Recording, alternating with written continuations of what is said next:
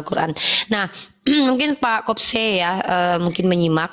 Saya akan kasih beberapa dalil tentang eskatologi Nabi Isa alaihissalam ya, tentang peristiwa yang akan dijanjikan oleh Allah dan Nabi Muhammad SAW. Nah, yang pertama adalah turunnya Nabi Isa di dalam beberapa kitab-kitab hadis ya, dan yang mutawatir. Itu contohnya dalam Al-Quran dulu kita ambil. Yang pertama itu ada dalam surah Az-Zukhruf ya.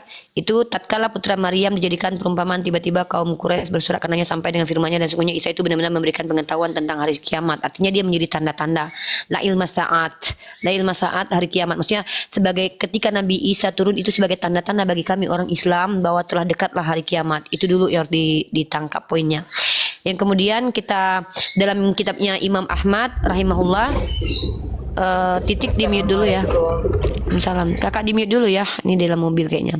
Nah, dalam periwayatan dari Imam Ahmad ada yang ini dari Ibnu Abbas sanadnya, dan di sini dikatakan bahwa turunnya Nabi Isa alaihissalam sebelum sampainya hari kiamat, sebelum datangnya hari kiamat.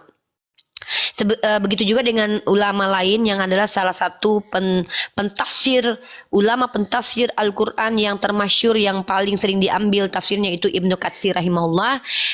Beliau berkata bahwa ini merujuk kepada Nabi Isa alaihissalam yang akan menjadi tanda-tanda atau menjadi bagaimana nanti sebelum kiamat Allah sudah katakan bahwa Nabi Isa akan menjadi pertanda besar, salah satu kiamat yang betul-betul akan terjadi dengan hadirnya Nabi Isa alaihissalam. Dia menyelesaikan, bahkan seorang ulama berkata bahwa Nabi Isa justru menyelesaikan tugasnya sebagai manusia yang dipilih sebagai nabi untuk Bani Israel, maka Nabi Isa tidak gagal dalam tugasnya, bahkan selesai tugas-tugasnya, yaitu salah satunya diantaranya membunuh Dajjal dan juga membunuh beberapa memang yang harus dia bunuh, seperti mematahkan salib dan membunuh babi.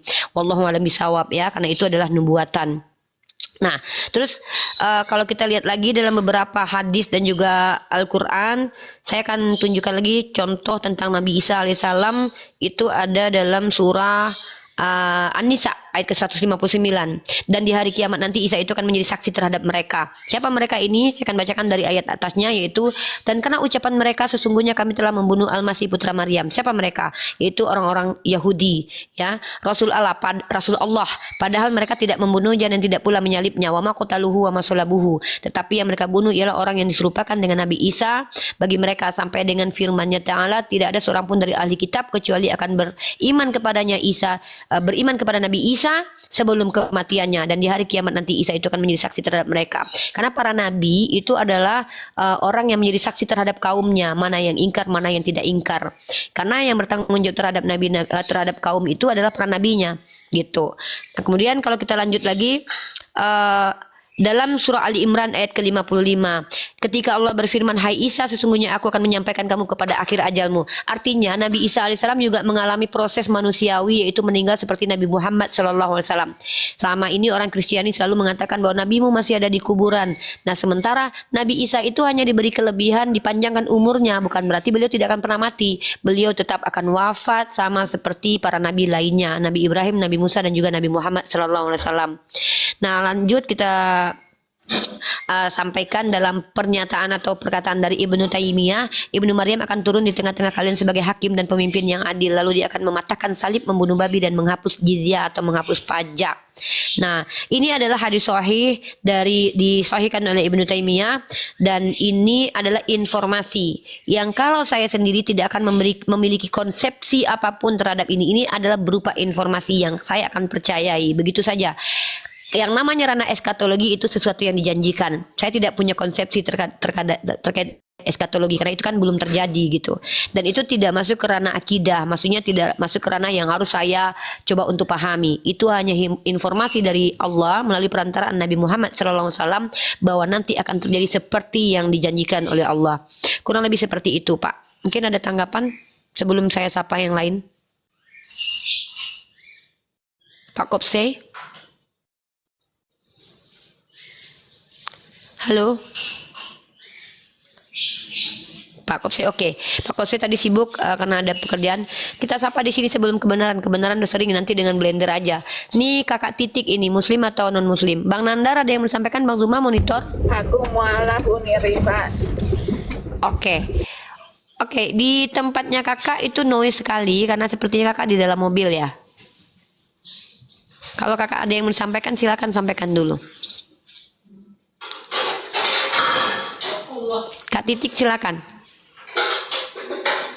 Kak Titik. Aku di dalam mobil berisik banget ini nanti ya. Tunggu sampai bentar ya.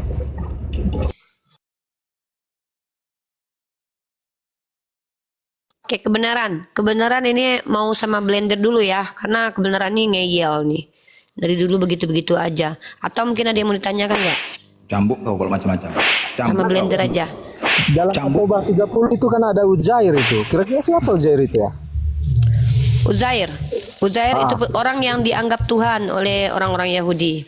Iya, dalam sejarahnya itu nggak ada loh. Nggak ada saya temukan, sudah saya cari berbulan. Jadi dialek bahasa Arab dan Orang Yahudi bahasa nggak pernah Ibrani. menganggap putra Allah yang bernama Uzair. Coba tunjukkan kepadaku sejarah Ya, tentang coba Musa. Anda tanya ini, Rita. Ya coba, kalau kau mau mengkomparasi kitab sucimu dengan sejarah, di mute dulu ada musik tempatmu. Coba kau tunjukkan sama aku sejarah Musa pernah membelah laut. Sejarah ya, sejarawannya siapa, kitab sejarahnya mana, coba. Sejarah Tuhan melayang-layang di atas air juga. Karena saya tidak mau dipaksa loh, dipaksa untuk mengikuti standarmu. Kalau kau ingin meminta sejarah tentang Uzair, sejarahnya itu harus termaktub dalam kitabmu. Bukumu tidak layak dikatakan kitab sejarah. Bahkan jangankan kitab sejarah, bukumu tidak masuk ke ranah makalah. Ya, sumbernya tidak jelas. Maka tolong tunjukkan kepadaku sejarah Tuhan melayang-layang di atas air. Sejarah penciptaan langit dan bumi pertama kali. Sejarah Tuhan berfirman dalam hati. Sejarah tentang Yakub berantem dengan Tuhan. Sejarah Musa ketika membelah laut dengan tongkatnya. Tolong tunjukkan siapa sejarawan yang menulisnya dan kitab sejarah apa yang telah memuatnya. Silakan. Kau nggak usah bicara sejarah.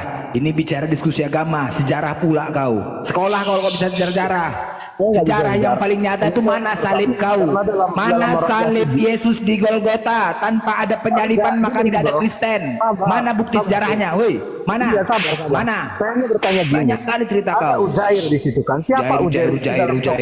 Saya nggak pernah temukan. Kau kolam salah mencari Mujair kau kolam. Blender. Sejarah, sejarah salib kau mana? Sejarah salib kau mana? Sejarah salib kau mana? Siapa dalam orang Yahudi? Sejarah salib kau mana? Sejarah Yesus mana? Mana? Ya, nanti Sejarah saya salib terangkan Yesus mana? dulu. Mana, woi? Iya, saya nanti terangkan. Di mana kau terangkan? Di mana ada? Kau ketik di Ya, YouTube Uzair penyalipan Yesus di Golgota yang keluar tulang tambal ban. Apanya? Dalam surah At-Taubah. Ujair. Pikir kau ke sana, cari ikan mujair kau ke sana, kau kolam. Sejarah pula kau bicara di sini, enggak aja kau. Mana sejarah salib kau itu mana sejarahnya? Hah? Mana sejarah salib kau tuh? Salib Yesus itu mana? Salibnya aja pun nggak ada, meninggalkan sejarah, buat malu aja kau cerita sejarah kau. Oke, lanjut Bang Blender sedikit di mute ya kebenaran. Ada hal-hal yang tidak dipahami oleh orang Kristen karena mereka kitabnya itu berbahasa Yunani bukan berbahasa Ibrani. Banyak sekali nama-nama yang dialeknya itu berbeda antara bahasa Arab dengan bahasa Ibrani. Contoh seperti Abraham menjadi Ibrahim, kemudian Isau menjadi Isa, kemudian ada kata-kata seperti Ezra atau Uzair, seperti Zulkifli dengan siapa namanya tuh, saya lupa nih, ada nama-nama yang kurang lebih hampir Yeskiel begitu. Jadi orang-orang Yunani atau orang-orang yang di mana menjadi sumber agama Kristen ini suka sekali menerjemahkan nama. Contoh, kata Mesias diganti menjadi Kristus, padahal Yesus tidak pernah mengenal Kristus. Kristus itu adalah terjemahan. Ya, mereka senang sekali mengganti-ganti editor kitab yang dianggap suci oleh umat Kristen yaitu Bible itu suka menggonta-ganti istilah dan nama tokoh-tokoh dalam Bible. Contoh, kitab kitab Kejadian misalnya jadi Kejadian, kemudian menjadi Genesis. Emang suka-suka bapak moyangnya aja dirubah-rubah sama mereka. Ya, kitab Bereshit jadi kitab Genesis jadi kitab Kejadian. Emang kurang ajar, nggak ada otak lama-lama. Kemudian nama-nama orang pun dirubah. Ya, Daud jadi David. Emang kurang ajar, ya kan? Kemudian jadi dari Yakov. Kemudian diganti lagi nanti itu, entah apa nanti di bahasa Inggrisnya. Jadi dari Esau jadi Yesus, jadi Jay-Z. Suka-suka bapak moyang kalian aja lah ganti istilah dan nama-nama dalam kitab sucinya orang Yahudi. Tiba-tiba kau tanya siapa Uzair? Hantu belau. Lidah kau tuh yang bilang-bilang Esous, Esous itu sejak kapan Tuhan kau tuh orang Yunani.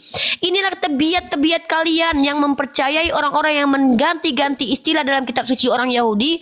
Lalu kalian percaya ini yang paling betul. Yesus nama Tuhanku. Dari Yesua Hamasia menjadi Esous. Hantu belau, kecap. Nah, inilah kalian. Lalu kalian bertanya, siapa Uzair?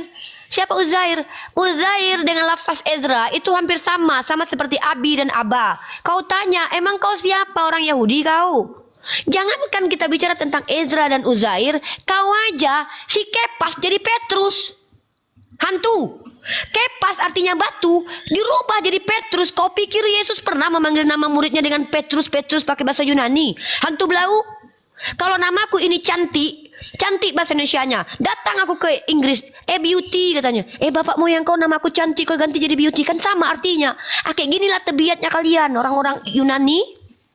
Nama orang kalian terjemahkan. Kalau seandainya ada nanti nama orang tai kering ya kan, diganti dalam bahasa Inggrisnya itu. Ya kan? Emang setan kalian lama-lama ya? Hantu belau memang. Sorry bukan setan, astagfirullahaladzim. Hantu belau. Jangan terpengaruh, cukup aku aja. Iya, gara-gara blender aku kawan sama blender jadi rusak loh aku loh. Jadi teman-teman, orang-orang Yunani terbiasa menggonta-ganti nama. Nih ya, Kefas. Kefas bahasa Ibraninya tuh. Jadi Petrus.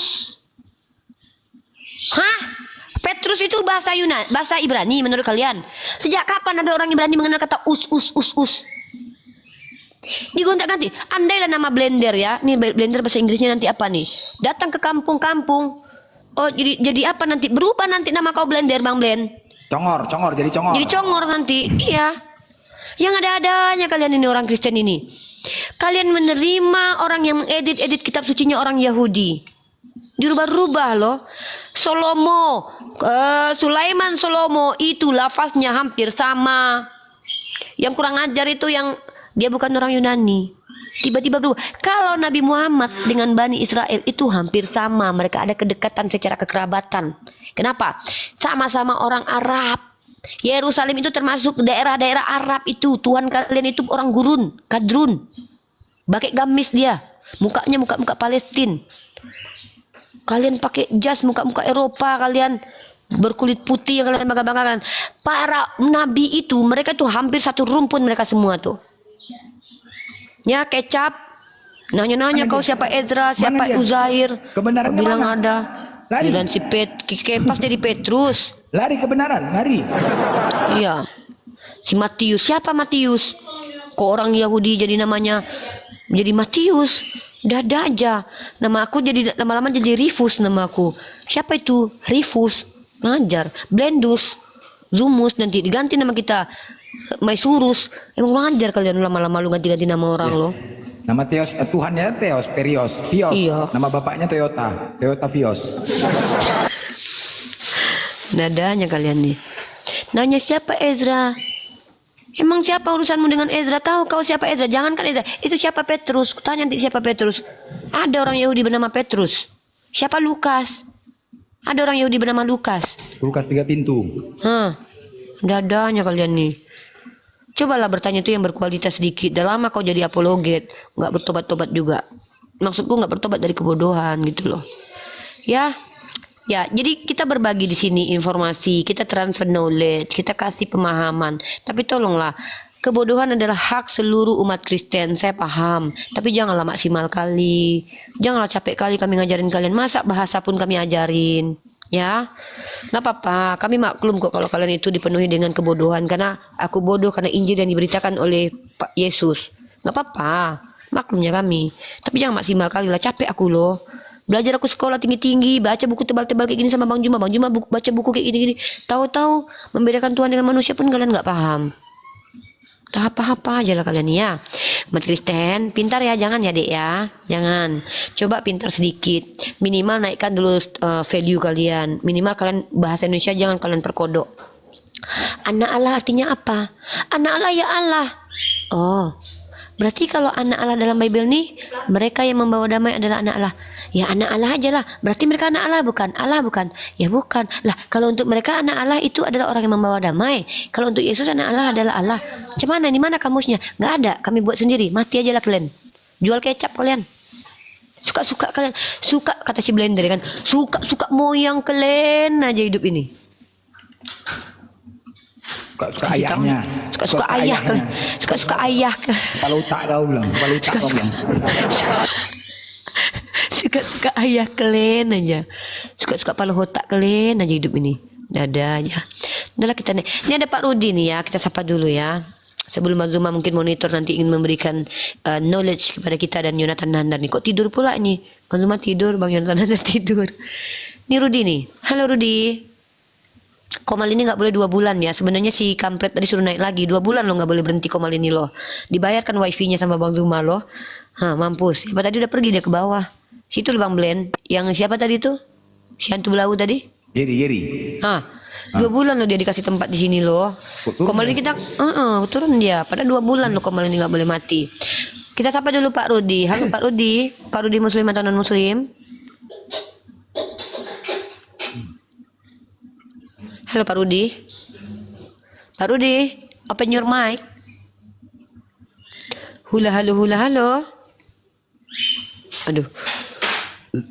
Maaf saya turunkan ya Pak. Saya agak kejam orangnya. Halo, Kak Titik udah bisa disampaikan Kak Titik? Belum nih Rifa, aku masih di jalan. Bentar. Masih lama nyampenya? Lumayan. Waduh. Ini kan lagi dijabak sama hostnya soalnya tadi. Oh, nggak sampaikan aja lah, nggak apa-apa kok. Terganggu sedikit, nggak apa-apa. Takutnya nanti rungkat room ini nggak jadi pula kakak ngomong. Meninggal jadi kuntilanak nanti karena penasaran. Ini kan, aku kan sama hostnya temen dong. Oh iya, nggak apa-apa. Kak Sarah, ini teman kakak nih. Kak Sarah, ini host pun tidur nih.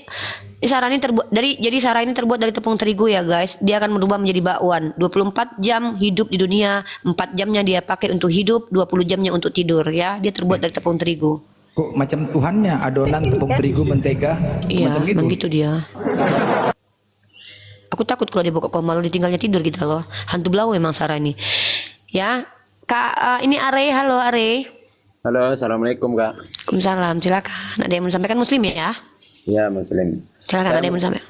Ini saya penasaran. Setelah turunnya Nabi Isa itu agama masih ada nggak di Islam ini adalah ajaran sampai nanti sampai akhir masa. Memang ada dalam eskatologi Islam bahwa Al-Quran akan diangkat, kemaksiatan akan merajalela. Kemudian ada dalilnya bahwa nanti yang menikmati kiamat itu adalah orang-orang yang sudah kufur semuanya. Karena Allah adalah Tuhan yang ketika masih ada orang yang bertasbih, berzikir kepada Allah, maka Allah tidak akan langsung menghancurkan sebuah negeri itu sebagaimana terjadi kepada Nabi Nuh alaihissalam. Ya, tapi kalau kita bicara tentang agama itu kan dari bahasa Sanskerta. Tidak agama kacau. Kita bicara tentang din. Syariat ini bukan kekal ya. Syariat ini sampai akhir zaman, diperuntukkan untuk manusia sampai akhir zaman. Masalah ada dan tidak ada itu manusia mengikuti atau tidak. Maka dalam Islam kita percaya bahwa yang namanya nanti di akhir zaman orang-orang sudah tak lagi mengikuti syariat Islam. Wallahu a'lam bishawab, kurang lebih seperti itu. Dasarnya dari mana? Akan nanti diangkatnya Al-Quran, akan terjadi huru-hara besar, datangnya Ya'juj dan Ma'juj. Nabi Isa kemudian mendamaikan sekitar beberapa tahun, kembali lagi datang. Banyak sekali tanda-tanda kiamat besar. Di antaranya adalah semua manusia hidup dalam maksiat. Maka orang-orang yang hidup dalam maksiat inilah yang akan menikmati kerasnya guncangannya hari kiamat. Na'udzubillahi min dzalik, wallahu a'lam bishawab. Kurang lebih seperti itu. Lagi kata tobat di situ ya Mbak ya. Kalau matahari sudah terbit dari barat, diksinya seperti itu. Kurang lebih seperti itu. Oke, Mungkin Bang Blen mungkin ada yang mau disampaikan. Itu aja. Sehat-sehat selalu. Ya sehat Bang ya. Aku penasaran sama Kak Titik nih. Kak Titik mualaf Kak? Ya Kak? Ya, aku mualaf. Udah lama Kak? Udah lama? Jalan 7. Oh 7 tahun? Waktu itu sama Bang Juma. Oh 7 tahun. 7 tahun Kak? Hah? 7 bulan, 7 bulan. 7 bulan. Oh, noise sekali ya kak ya. Kakak di jalan nih? Mobil, di mobil dia. Iya, ini udah baru nyampe. Oh, iya iya iya. Nanti dulu kak, noise sekali kak, ya. Nanti kalau udah di rumah. Aku mute dulu ya. Iya iya iya. Ya, Rangge, Ya, nih. Rangge.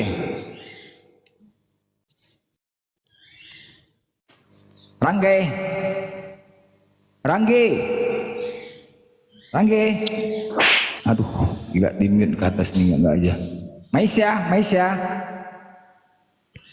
Ya, Aisyah. assalamualaikum. Waalaikumsalam. Ya, kita mengharapkan Kristen yang naik ya teman-teman. Kita mengharapkan Kristen yang naik ke atas ya, minta permintaan. Jangan kalian takut. Kalau niat kalian mau menghujat, aku lawannya. Kalau memang dapat permintaan, jangan kalian takut. Ya, kalau niat kalian mau menghujat, aku lawannya. Kalau memang dapat permintaan. Ya, jadi teman-teman Kristen ya, coba kalau kalian niat-niat menghujat, nah nggak kubiarkan guru-guru itu terbawa emosi ketika kalian cari masalah. Aku yang hadapin kalian, ya.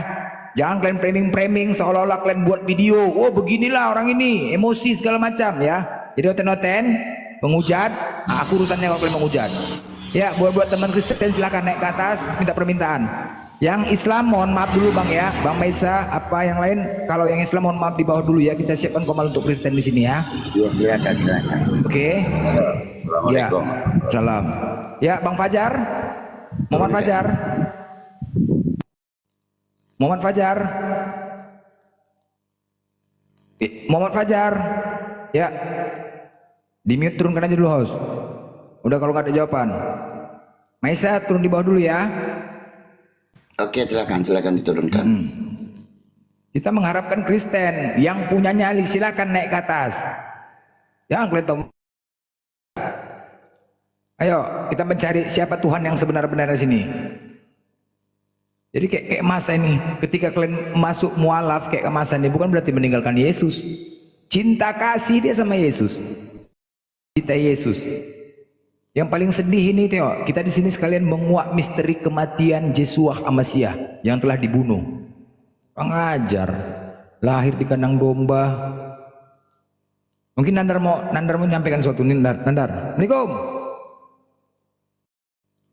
Oke. Nah, lanjut. Gak ada otennya. Ngomong apa? Ada oten, memang jantungan oten mau naik nih jantungan. Ya, mungkin saya mau kasih sounding lagi ya. Ini sudah tanggal 14 Agustus, 3 hari lagi insya Allah akan kita bagi-bagikan hadiah dari para ahli-ahli sedekah, dimana diantaranya saya mungkin boleh sebutkan nama mereka ya, karena ini bukan bentuk ria tapi bentuk apresiasi juga buat mereka, biar ikhwah juga tahu bahwa mereka adalah orang-orang yang tidak butuh nama ini, adalah orang-orang yang sangat luar biasa memberikan harta mereka untuk mensupport pemberian hadiah terhadap apresiasi terhadap para apologet lintas iman, yang mana dibuatkan programnya yang sudah di-vote oleh para netizen, dan netizen juga bisa berkontribusi memilih apologet favoritnya. Dan teman-teman bisa vote di mesia.org, di mana teman-teman nanti bisa melihat apologet kesayangannya. Banyak kalian nanya, Blender mana Blender? Ngapain sih Blender masuk nominasi? Ada-ada aja kalian. Kalau mau ngasih hadiah, ngapain dia menang? Yang penting kan duit, ya kan Bang? Udah aku bacakan dulu nih. Ini aku bacakan nanti Uni menyambut ya. Aku bacakan dulu pengumuman. Dalam rangka menyambut Hari Kemerdekaan Indonesia yang ke-79, Apologet Islam Indonesia mengadakan acara nominasi award, yang acara ini digagasi oleh Rifa dengan tujuan untuk memberikan semangat dan motivasi bagi apologet dan komal-komal agar menjadi lebih baik dan menciptakan generasi penerus untuk tetap membentengin Islam dari fitnahan-fitnahan dari agama lain terhadap Islam, terkhusus Kristen yang suka memfitnah Islam tanpa dilandasi data, hanya modal asumsi dan kebencian. Untuk itu, Apologet Islam Indonesia bersama Unirifa turut memeriahkan Hari Kemerdekaan Indonesia dengan mengadakan acara nominasi award Apologet Indonesia dan komal-komal terbaik di lintas agama dengan berhadiah puluhan juta serta berangkat ke Kabupaten Yerusalem naik angkot. Oke, adapun pelaksanaan nominasi ini diberikan kesempatan kepada para saudara dan saudari dan netizen dengan cara memvote atau memilih dengan apologet dan komal-komal terbaik menurut saudara dan saudari sekalian yang sudah ada terdata di mesia.org. Mama Eko Sera apa ini? Inang Alpha Hotel. Nah, itu dia. Jadi adapun kategori yang masuk nominasi award adalah nominasi Komal Terakademik, nominasi Komal Terseram, nominasi Komal Tergokil, kategori Mu'alaf Terakademik, kategori Mu'alaf Tercadas, kategori Apologet Muda Terkeren, kategori nominasi Moderator Terasik. Dan terakhir apa nih apologet? Favorit mak-mak. Cumananya favorit mak-mak. Ya, bagi saudara dan saudari juga kami mengharapkan pihak sponsor atau para donatur untuk turut ikut serta memeriahkan dan membantu dananya dalam hal acara ini, yang dana tersebut untuk dipergunakan sebagai hadiah buat para pemenang. Dan masalah dana tersebut tidak ditentukan berapa nilainya, seikhlasnya. Untuk masalah dana tersebut silahkan hubungin Miss Unirifa di akun Unirifa01. Demikianlah untuk kami sampaikan. Semoga kami berharap acara ini berjalan dengan baik. Kami mohon doa dan dukungan. Selanjutnya kami serahkan kepada Unirifa. Mantap. Wah.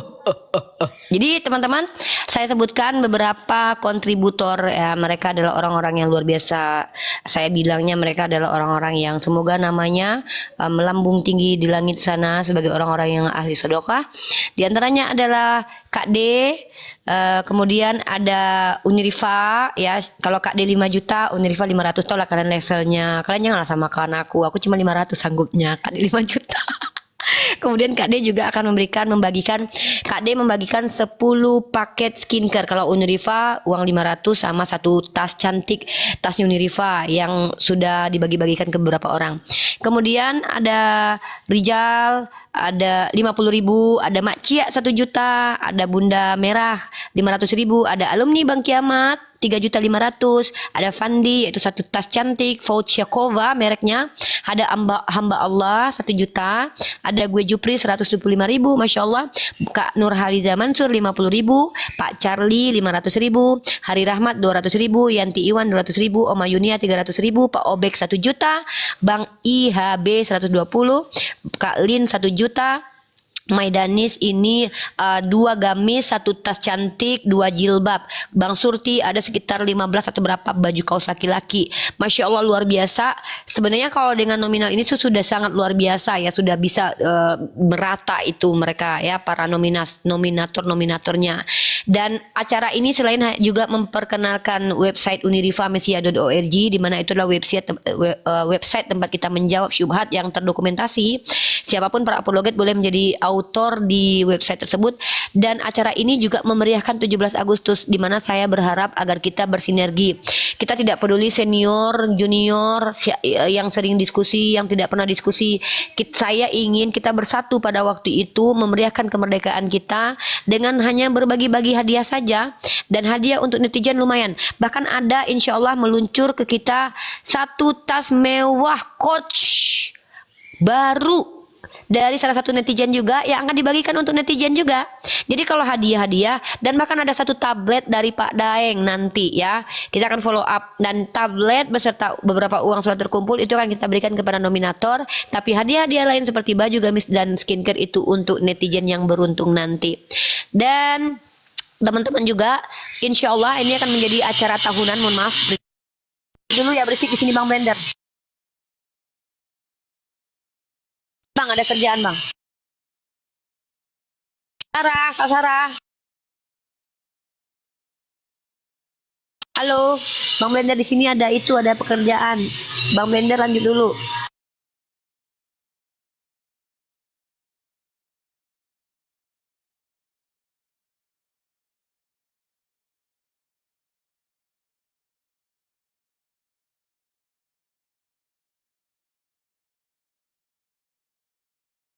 Sepertinya host sudah mengantuk ya, dan seperti yang saya sampaikan, dia tercipta dari tepung terigu di mana dia akan berubah menjadi bakwan sebentar lagi. Kita close dulu acara untuk kali ini. Bang Zuma, Bang Yonatan Nandar, Bang Blender, Kak Titik, kita tutup dulu untuk kali ini. Wabillahi taufik wal hidayah. Assalamualaikum warahmatullahi wabarakatuh. Dalam hitungan ke-10 akan kita tutup. 1, 2, 3, 4, 5, 6,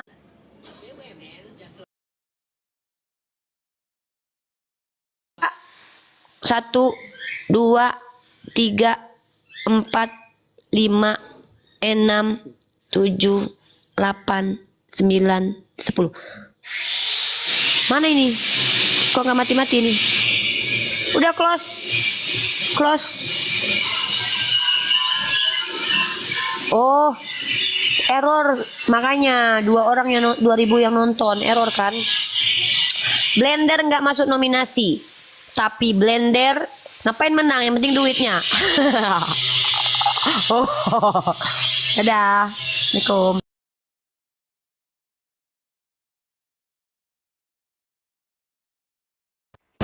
Sarah.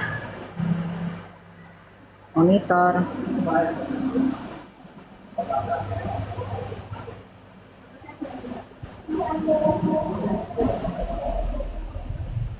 Ini live-nya kacau ini. Ini Sarah. TikToknya ini Kenapa? ini nih harus nggak tahu not responding jadi harus close terus masuk lagi nih kayaknya. Bentar ya, bentar. Nggak bisa ini.